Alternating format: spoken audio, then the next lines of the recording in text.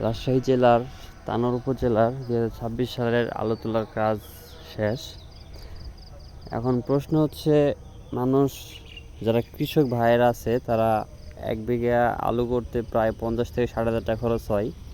অনেক আশা নিয়েই তারা আলু করে। বিগত বছরে ২৪ সালের আগে ২৩, ২২, ২১ তারা মোটামুটি ভালো একটা দাম পেয়েছে, কিন্তু ২৪-এর পর থেকে আলুর দাম পড়ে যাওয়াতে কৃষকের একদম নাজেহাল অবস্থা।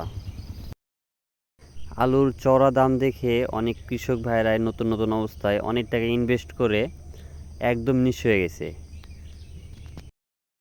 তাই সব কৃষক ভাইদের কাছে অনুরোধ, আপনারা যদি একটা বড় ধরনের ইনভেস্ট করতে চান তাহলে খুব বুঝে শুনে তারপরে করবেন।